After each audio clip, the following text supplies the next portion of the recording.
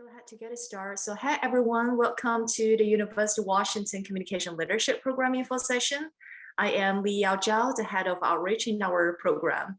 So, for people like who might not be very familiar about our program, or ComLead as we like to call it, it's a graduate program at University of Washington in Seattle, offering communication degrees in digital media, communication leadership, and communities and networks. And during this session, we want to talk to you about our program, especially the communities and networks track, and then we'll answer the questions that you might have. I'm also joined by our team. First, I will let them introduce themselves. Heather, would you like to go first? Sure. Hi, everyone. I'm Heather Werkel. I'm the Assistant Director of Academic Services for the graduate programs in the Department of Communication. And so that means I am the academic advisor and student affairs resource person for students in the communication leadership and our MA PhD program.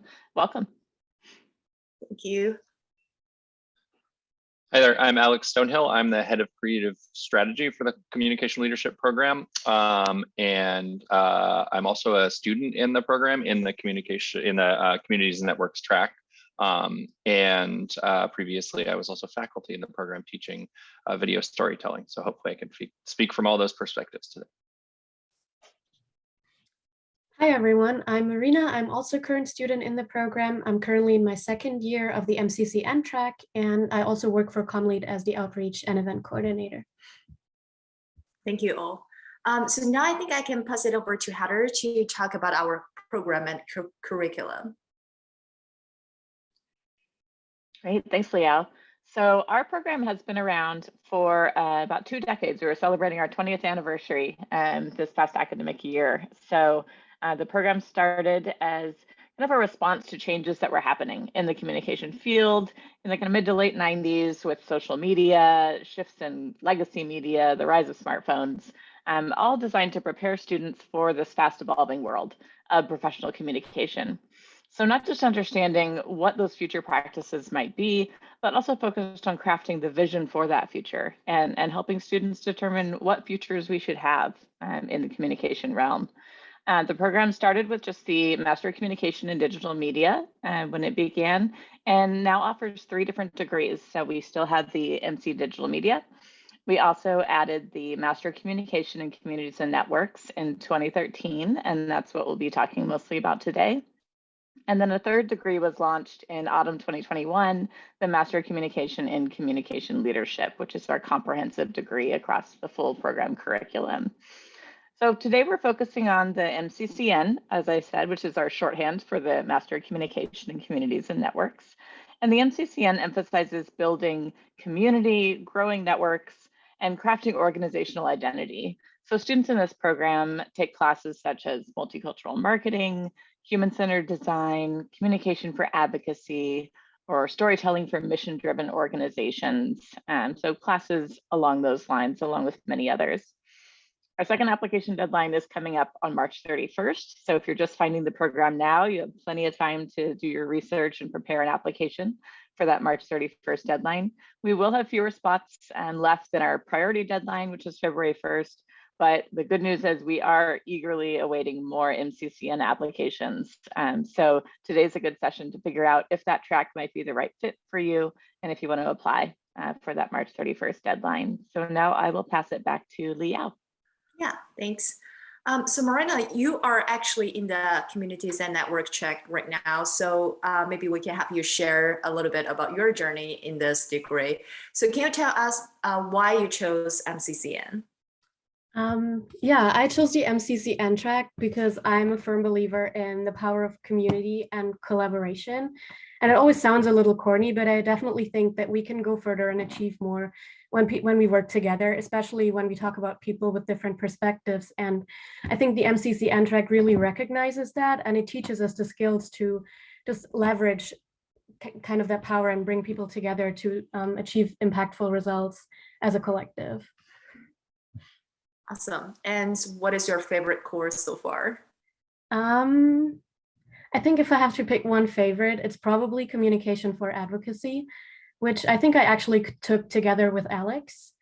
So in that class, we each came up with our own advocacy campaign to help raise the minimum wage in Seattle. And I think it was not only like a really good learning experience for me, it's also a great example of the kind of challenges that the MCCN track helps you to approach and solve for, because obviously you cannot achieve it alone. So you really need to come up with like messaging that helps move people and bring them on board, and center the voices of the impacted community and all those different components that the MCCN track just helps you learn. And that class really, I think, helped us flex all those muscles and gave a great example of the kind of impact you can make. Awesome.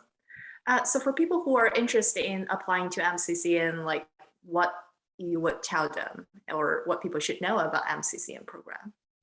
I feel like describing that track can sometimes be a little bit more challenging because not all of the skills that we learn are tangible. And a lot of times it's just that it helps you shift the way you approach your work to think in terms that are inclusive and equitable and that help the entire community. At the same time, you also still learn a ton of hard skills, and the two tracks are also not mutually exclusive. You can take up to 10 credits from the other track. You can still learn a lot of hard skills, and at the same time, like the MCCN classes just help you keep that kind of ethical component core and center as you go through the program. Awesome, thank you. And we can talk more about this during our Q&A part. But before that, I want to pass it over to Alex, and Alex could talk about our partner program. Yeah, thank you, Liao. Communication leadership, one of the big value adds for this program, I think, is that we do a lot of applied learning. And part of that is partnering with organizations across sectors, from startups to big Fortune 500 companies, and especially to smaller nonprofits, and increasingly to local government bodies. And the purpose of the program is to provide students with portfolio building opportunities and real life work opportunities. Many of these opportunities are also paid, so they can provide a bit of a tuition offset as well. So the idea is to enable students to elevate their classroom experience by letting them apply their skills to real world problems. And I'd love to just take a second to talk about one of these opportunities, because one of these projects that's been running recently, because I think it reflects a little bit of what Marina was talking about in terms of the content of the CN degree. So currently we're in the second quarter of a project in collaboration with Transportation Choices Coalition and the Seattle Metropolitan Chamber of Commerce, which is trying to basically get people back onto transit in Seattle after the pandemic. And so this is like somewhat of an advocacy campaign, a public communication, behavioral change campaign, where we're trying to basically convince people that now's the time to move back onto the bus. A lot of big companies' offices are opening back up, so people are trying to decide, like, do I need to drive a private car back to the downtown core? That's kind of the problem that we were tasked with. Solving that problem means a sort of melding of the digital media and communities and network skills, because we really need to identify, like, who are the target communities, who we need to reach, where are they, what platforms are they on, and then how do we message this to them creatively. So the project currently involves 3 students, and the work that they're doing really ranges from designing the content to figuring out the distribution platforms where we're going to reach people. And some of that is at a conference where we're going to be able to meet all of the employers and present the content to them, give them a communication toolkit. And some of it is digital media ads on social media platforms. But a lot of the work ends up being working with the stakeholders who are actually funding the project themselves as well. And I think that's where a lot of the CN value, communities and networks value, shines, is in these questions of mobilizing a project that has a lot of stakeholders involved, both internal and external, and understanding what their needs and wants and desires, and kind of what's going to move them to the desired action. So that's just one example of a number of different applied learning projects that we have going right now. It's really a growing part of our program, and we've seen a lot of demand increasingly from both on-campus units who want help with their communication, marketing, to especially local government who are trying to communicate around the pandemic. We've done a ton of that kind of work. And it's really a great opportunity, I think, for our students to apply these communities and network skills. And with that, I think I'll pass it back to Marina to kick off the Q&A session, but happy to answer questions about any of that in the Q&A. Yeah, thank you. Okay, and with that, we're ready to move into the Q&A part of today's session. Since we're a small group, you're welcome to just unmute and ask your questions, or you can just drop them in the chat and I will read them out for you, whichever you prefer.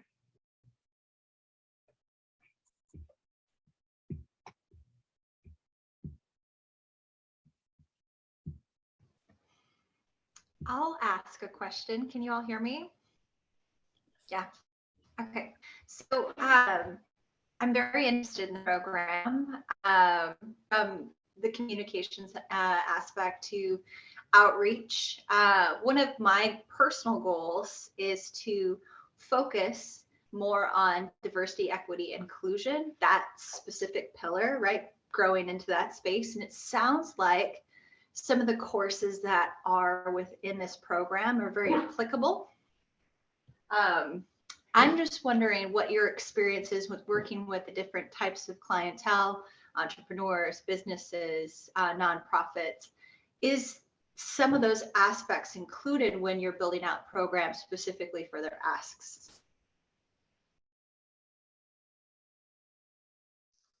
Was that a question for me? Like in reference to the partner program specifically, or just kind of in general? I think I'm throwing that out into the space and then just see what catches and bring back whatever you want to reply. Okay. So if you want to start, Alex, please feel free. Yeah, I mean, definitely DEI, internal DEI initiatives and those kind of roles are of increasing demand, especially for our communities and networks graduates. It's certainly like the growing, I don't know if I want to say it's a growing field, but it's a growing area of interest for all sorts of organizations, and they're recognizing that they need to understand these things and often have specific people devoted to them. And there is not, you've probably found this in your kind of research of different programs, there aren't a lot of specialized programs that speak to that, to learning how to execute that. And we do have a lot of classes that point in that direction. So you've probably seen that if you looked at the curriculum, but there's certainly classes that specifically call out DEI initiatives and leadership diversity initiatives or equity initiatives for leadership and teams, classes like that. So it's a growing part of our curriculum, certainly, and it also, I think, exists inside of a lot of the other classes that don't necessarily call it out by name. Most of our teachers, I would say, and Marina, you can probably reflect on this as well, most of our teachers, most of our classes really put like questions of equity and communication forward. I took a class last quarter on multicultural marketing, which was, definitely speaking to this in the sort of external communication field. How is it actually advantageous for businesses to be, marketing not just to the quote unquote mainstream, but recognizing the diversity that's there. And in our class last night, we actually had MJ DePalma, the head of advertising, I believe, for Microsoft. I'm not sure quite what her role is there, but certainly like talking about how you bring a lot of the assets that people with diverse backgrounds, whether it's through race or different levels of ability or gender orientation or anything like that, how that's actually a strength inside of organizations and how organizations are transforming themselves to build on that strength rather than just specifically catering to that diversity or kind of modeling that diversity publicly to their customers, but actually, building upon it. So certainly an ongoing conversation inside of our program and inside of the curriculum. In terms of the applied partner projects, there's been fewer that are specific to that, I think, because it's a growing field. It's a growing field, and it's sort of something that maybe partner organizations kind of keep internally. We haven't figured out quite how to like place our students there, but I bet that's coming, and I'm excited to see how we can manage that. Okay, we have another question in the chat. Daisy is asking, what are some examples of jobs people move on to after graduating from the MCCN program? Yeah, sure. I can take over that question from Daisy. So based on our last year's career outcome reports, like about 50% of our MCCN graduates, they work in the field of marketing, advertising, and PR agencies. And then about 11% of our graduates working in the organizational communication as like internal communication manager or community manager. So some examples like, so we have a student, she graduated from MCCN 2 years ago, and she's currently working at Redfin as the internal communication manager. And also we have Molly, she used to be our complete staff, and she's currently working at Microsoft as the communication and event lead. And also we have some other examples like we have an international student from China, Yvonne, and she's currently working at Uber as the UX designer. And yes, I saw that Alex put together a short list with different titles. Hopefully that could be helpful. I just posted that because Akin and I just had a conversation about this yesterday. Our director, Akin Yashin, and Upden kind of did a little bit research and updated what was on the website. I think in part because, not because the roles necessarily are changing, although they definitely are growing, as I said before, but because the like terminology sometimes around the roles is changing and evolving. I do think it's worth saying that beyond those really like what we think of as kind of communities and networks degree specific jobs, we also have CN students going on to, more like not generic, but DM sounding, digital media sounding jobs like communication strategist or marketing strategist or storyteller, things like that. They certainly there's pathways from the CN degree into those other communication jobs as well. Okay, the next question is from Katie. She's saying, my undergrad degree is in English with a minor in communication. One of my goals is to teach incarcerated youth, but I'm looking for a grad program that can help me with the community building aspect of that position. Do you think this program would be useful to me?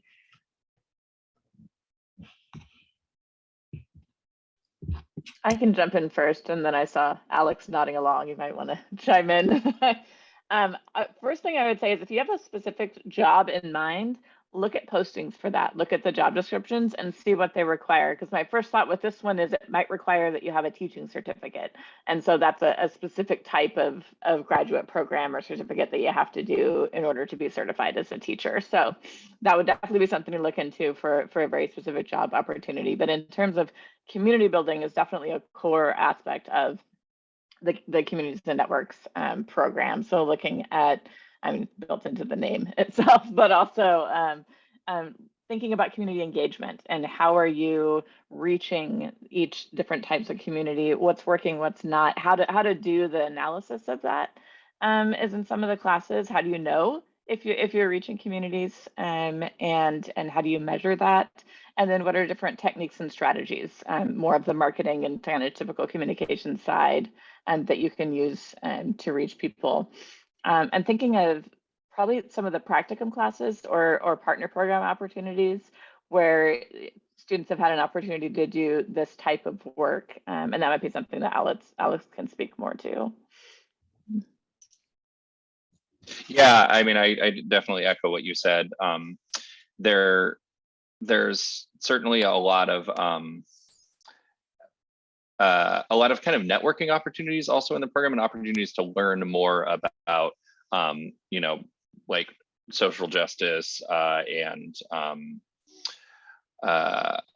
things like that. So if you're looking for a career that's adjacent to work in the nonprofit field, especially around progressive causes, you're definitely going to be rubbing shoulders with people who are also engaged in those fields or those causes and influential in them as well. So for instance, the class that Marina mentioned earlier was taught by Sijal Parikh, who was instrumental in the $15 minimum wage campaign. That's why we were learning about it, and is now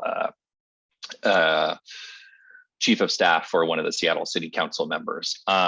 So there's certainly that piece of it. And in terms of like skills that you would learn around that, I think a lot of the CN degree is, if the digital media degree thinks a lot about how you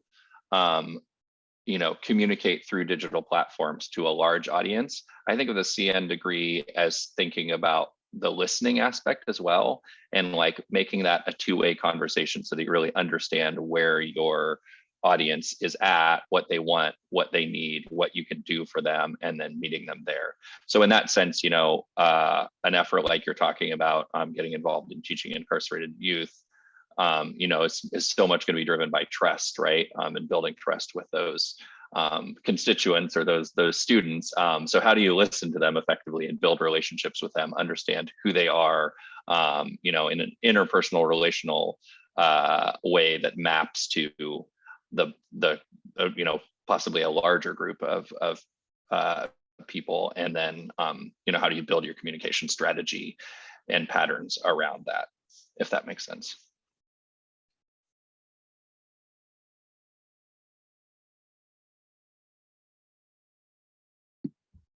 Okay, feel free to unmute and ask any more questions you have, or just drop them in the chat and we'll go through them.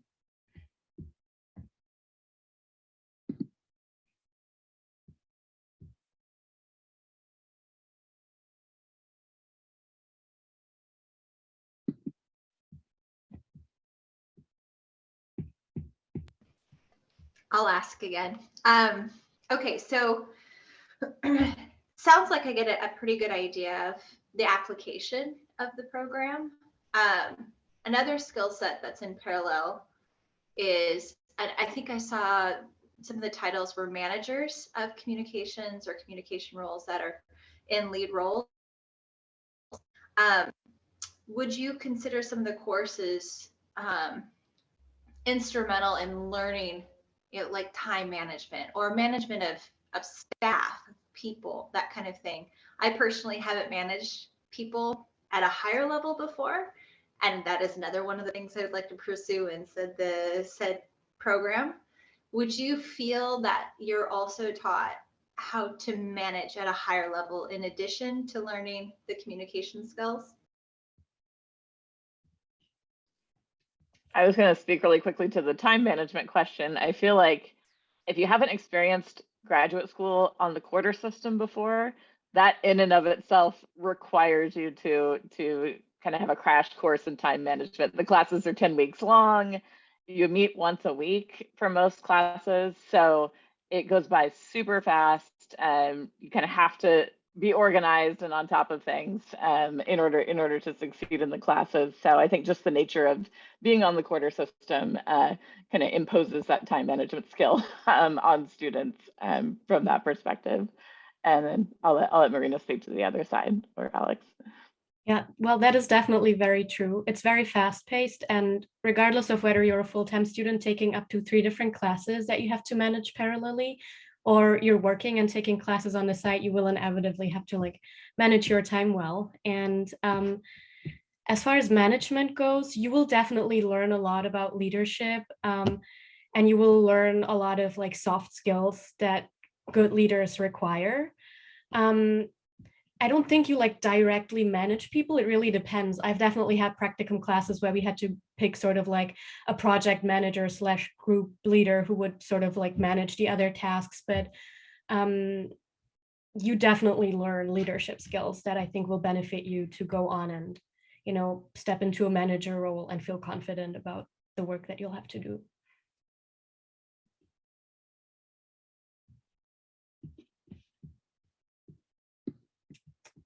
Then Matthew is asking how many students will be admitted for cohort 22. I believe our goal is generally around 90 to 100 students in the incoming cohort. So that means that we admit more than that because some people have, life has come up, they deny or decline our offer because other things have happened since they applied, or they applied to other programs as well. So we tend to admit a little more than that, but looking for 90 to 100 students starting the program in autumn. And another admissions related question is coming from Katie. She wants to know, how imperative is it for you to have an extensive resume in relation to being admitted to the program?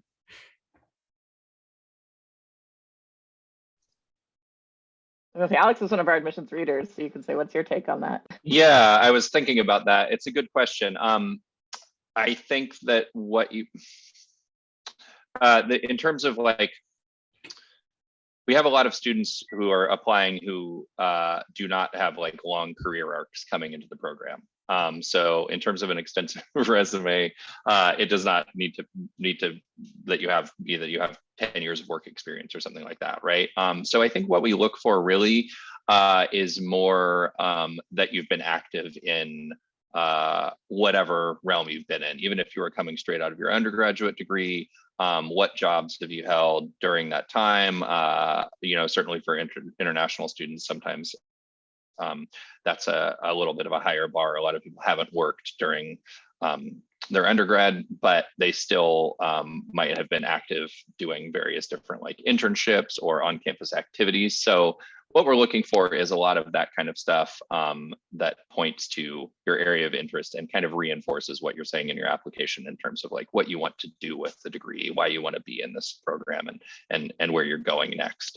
If there's a clear path from what you've done in the past, even if it is I don't know, I'll say modest, I guess, or brief, that's okay, as long as it's clear kind of, you know, how you want to step from that into this program and then where you want to go beyond that. And I love also hearing about seeing lists of skills on resumes when I'm reading applications. You know, you might not think to put, you know, some of the like software programs that you're familiar with, languages that you speak, you know, different like volunteer work that you've done, anything like that. It's always good to get to know you a little bit better through that content and get a whole picture of who you are. I think sometimes that can help. Yeah, and I would say our program doesn't require any work experience. So just to make that part clear, there's no specific undergraduate major or classes or work experience required to apply.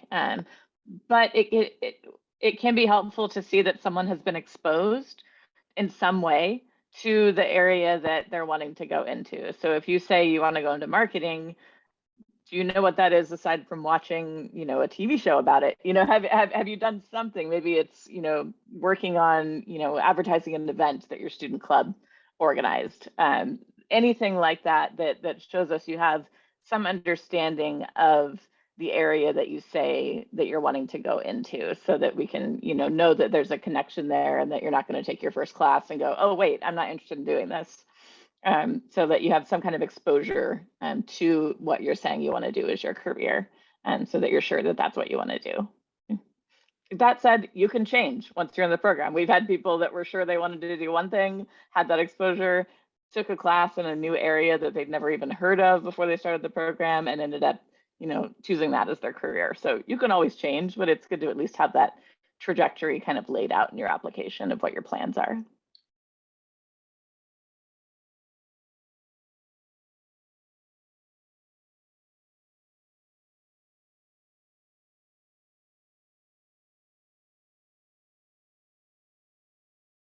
Since we're already talking about applications, and I know one of the most frequently asked questions is always just tips for the application, maybe we can cover that while we're at it.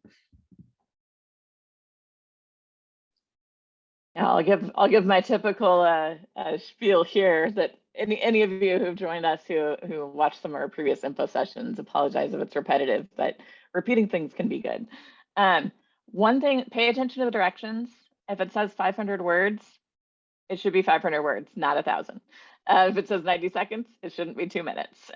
So those really do matter. When the committee is looking at it, we're part of graduate school is, you know, being able to read those directions and follow them, which is also in the work world. You know, if your boss gives you an assignment, I need this to be 2 pages, you're not going to turn in something that's 3 pages. So following those is a key thing that sometimes gets missed. The other thing is use your time and your space in the application. So don't repeat information between elements. Your resume tells us what you've done. You don't need to tell us where you've worked before in your video, because then you're just wasting time in the video that you could use to tell us something new. And so think of that resume and your personal statement in your video as 3 different elements that all give us a complete picture of who you are. So the resume is telling us what you've already done. The personal statement is telling us what you want to do next. What are your career goals and how is this degree going to help you reach those? And then that video gives us a personal glimpse into what are your passions, what drives you, what caused you to be, interested in this field from that kind of personal side. So that's my big tip there is don't repeat something in one element that's represented in another element of the application, because the committee is looking at the full application. So use that space as efficiently as you can to give us as much information as you can.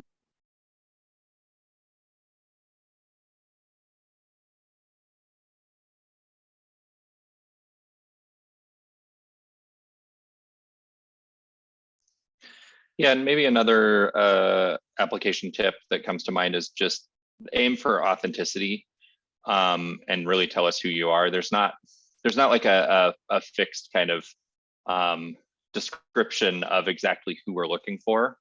So there's no point in trying to achieve that, or like kind of try to look on paper like who you think that we want you to be. We really want you to be who you actually are. And be able to see that you'll get something out of being in this program. So like our student body is very diverse in kind of every sense of the word. And we have people with very different career paths, different backgrounds, and even very different goals. And sometimes people come into our program and they have a very specific thing that they want to do, and they want to use these skills, use the knowledge that they gain in our program to advance that goal. So don't be afraid to say that.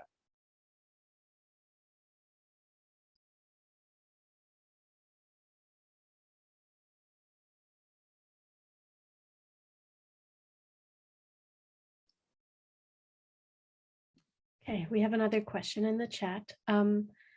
What is the courses like at this time, in person versus virtual? There was mention of networking, so are there group assignments?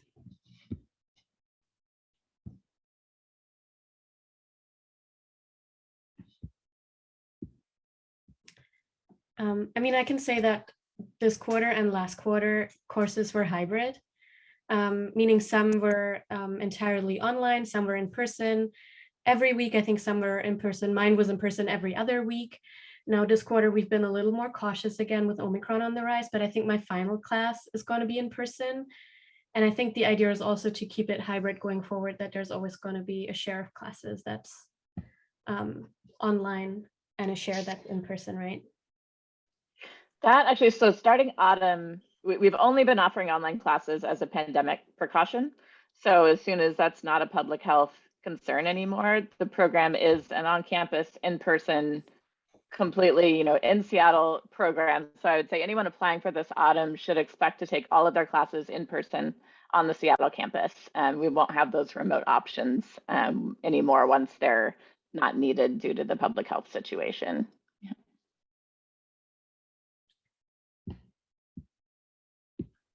Oh, and the second part of that question, are there group assignments? Yes, there are lots of group assignments. I would say for me so far, it's probably been about 50-50. So yeah, you will get to know your peers really well and you'll get to work together with them. But what I can say is, I know group assignments are sometimes not that fun. I know in my undergrad they weren't, but in CommLead you have like an amazing pool of really diverse people, some of them mid-career, some of them just out of undergrad, some of them from all over the world. So there's a ton of like different perspectives and experiences. And I think it can really advance the projects you're working on to have the input from your classmates. Yeah, I agree. I was just gonna, sorry. Go ahead, Alex. I was just gonna say that that question coming out of the question of being in person versus virtual, a lot of that work is happening virtually, just like in the professional world, basically. I mean, whatever you're doing right now, you've probably observed that most of your meetings are still virtual because there's like one person who isn't in the building, even if all the other people are. So I think we've done a pretty good job, and students have done a pretty good job of self-organizing around, moving all of that collaboration into virtual spaces as well. So for as long as that's the case in classes and in the workplace, it's going to be the case in our our group work in classes and things like that. But it seems to us have worked pretty well so far, I would say. I haven't found it to be like terribly disruptive, that change. Okay, we have one more question in the chat. Matthew is asking, what happens to an applicant who write his or her personal statement more than the word required? Will his or her application be canceled? No, we do not cancel applicants. The only reason someone's automatically denied is if they don't meet the graduate school's minimum admission requirements that have to be met for us to even be allowed to admit someone to the program. So things like, having a bachelor's degree that's acceptable, having, English proficiency that meets the requirement, things like that. So aside from those areas that the graduate school requires, all the applications are considered and read through. Someone might comment if someone submits a 3-page personal statement, in their notes, they might say like super long personal statement or something like that. So it's acknowledged. It doesn't mean that the application is not considered. Yeah, there's not a word counter on the application, on the personal statements. So I think there's maybe been 1 or 2 times where I copied and pasted it into another document to just see how many words it was when it was really long. But typically speaking, a couple words over is not going to be the end of the world. It's more apparent on the videos because we have a timer there. And I think it does speak to us, like the application committee, that you're not able to work within the constraint that you're given. So a little bit of grace is certainly there. But if somebody submits a 5-minute video, that really does say something that's probably going to be detrimental to their application. So try to follow the boundaries, but we will not be draconian in our enforcement of them at all. We're really, in admissions, we're really on the same team of trying to bring the right students into the program. So while it's like a competitive process in some ways, I don't think of it as adversarial between the program and the applying students, right? Because we want to find the right students who we're going to be able to serve well, and for you to have a good experience. So that's really what we're looking for, is like who is the right student who's going to get something out of this program, and the student who's going to accept our admission offer too, right? So it's a many-step process to get us together. Okay, there's one more question from Matthew. Let us assume an applicant decided to apply for the MCCL track, and with his or her personal statement, he most focused on the MCCN program. Will the admission committee decide which program would suit the applicant?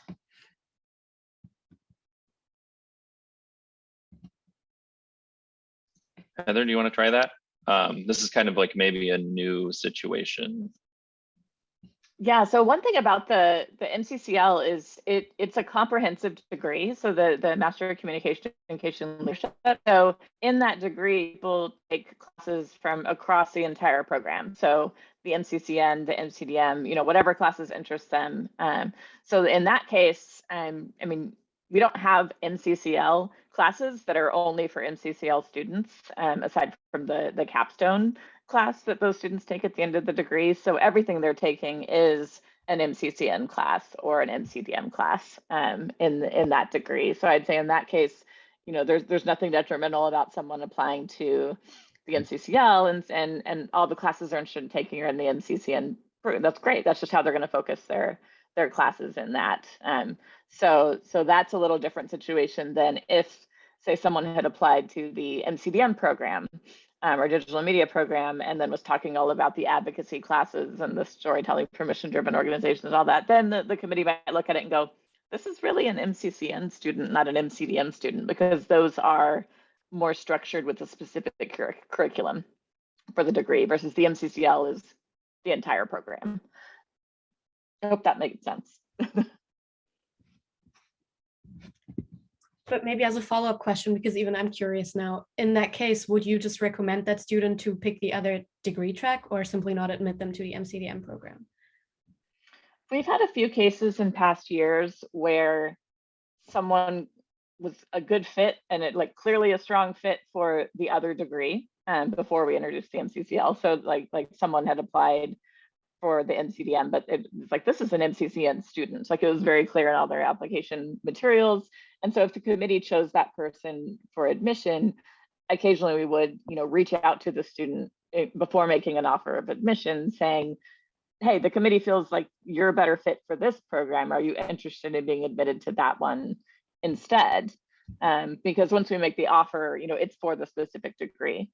So that's happened, I'd say, maybe 3 times in the last 11 years that I've worked for the program. So it's pretty rare.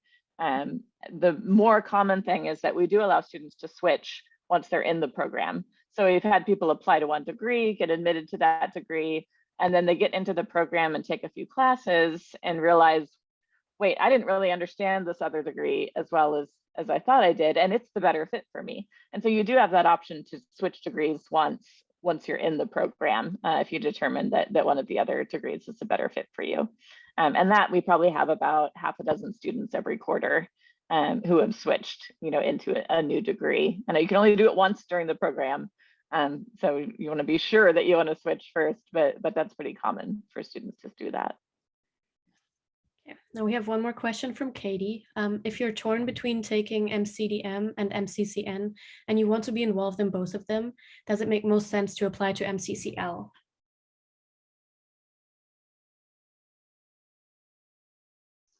I mean, I would say no, there's another reason to apply to MCCL. So as Marina said, the course offerings, we have a lot of classes that are listed as track neutral. So they basically sort of count towards both degrees. You're allowed to take, 10 credits, so two 5-credit classes in the other degree. So if you're MCCN, you can take 10 credits of DM classes, DM specific classes.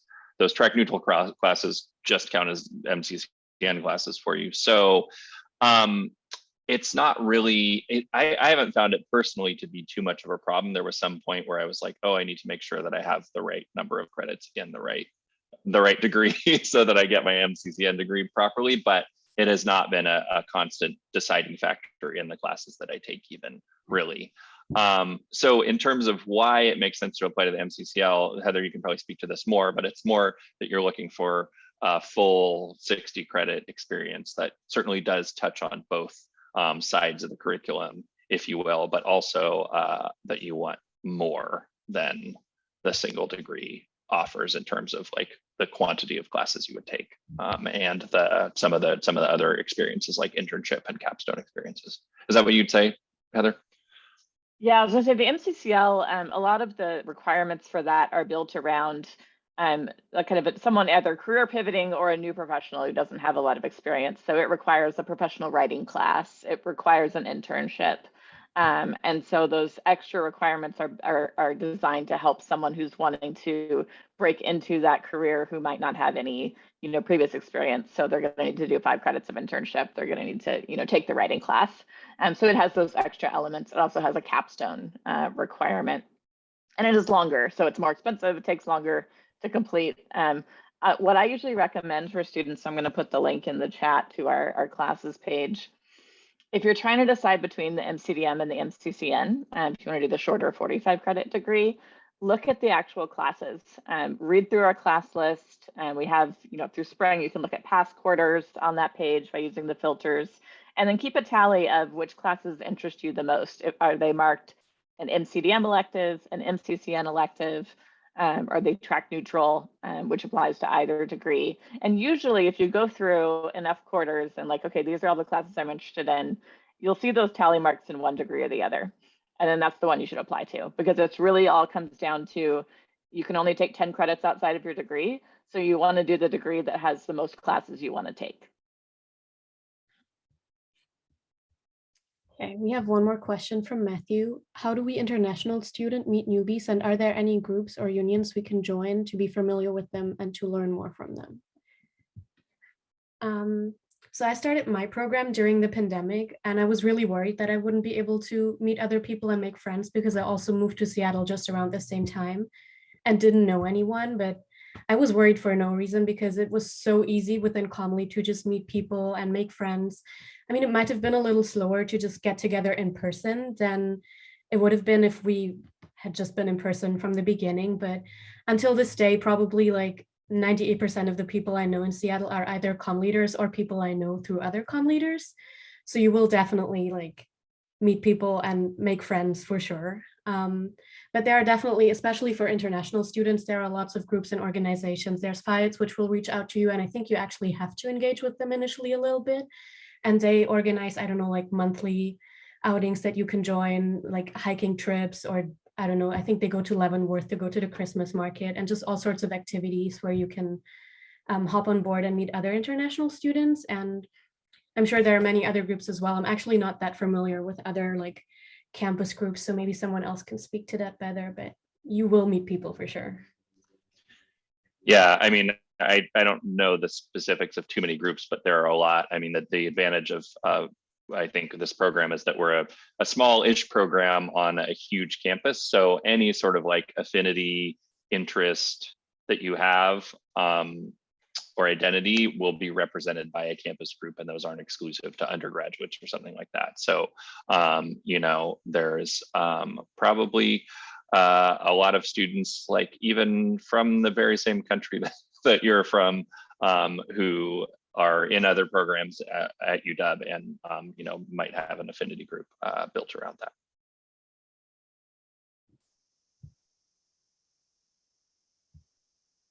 Okay, we have about 10 minutes left if there are any other questions. I see Rena just joining us for the info session. So if you, Rena, if you have any questions, feel free to unmute yourself.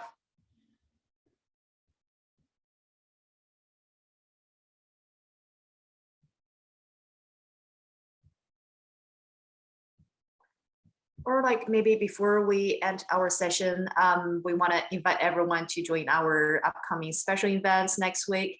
So between February 23rd to 25th, we're hosting our program's public event called Connects. And this year, our topic is listening and leading for health and well-being. And participant who attends this event will be qualified for a UW badge in health and well-being communication to add on your LinkedIn profile and resume. Let me share the Connects events Zoom link here, registration link here, so you can take a look. And the first 2 days are being held online, and the third one is being held at Town Hall, Seattle, and you can join in person or online. Okay, I'm seeing one more question in the chat now. When should we expect admission decisions? Is it possible the admission decision will come earlier, before March 31st? Yes, we do give ourselves a little leeway with the table on the website that's the latest date that decisions will go out. But right now, as it's planned, it will probably be the week of March 21st is when those decisions should go out. There's some flexibility there. Some students, we have to petition the graduate school about some aspect of their application before we can make an offer. So that can make that take a little longer, but hopefully most of them will be out the week of March 21st. And that's for our priority round for students who are thinking about applying to the program and haven't yet, who will be applying for our second round of March 31st.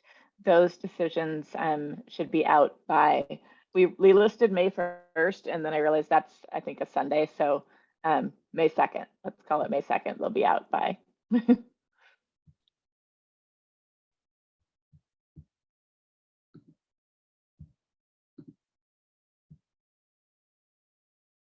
Any other last minute questions before we wrap up?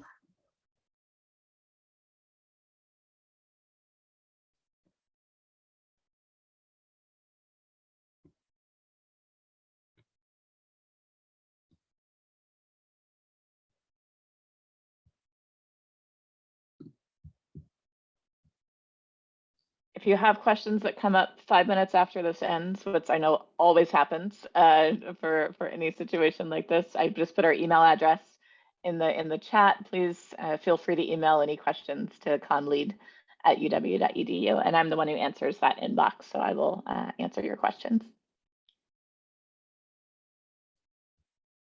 Also, this session is being recorded and it will be uploaded to our YouTube channel, so you can come back and watch this again if you missed some of the answers. I will send out the recording link sometime next week.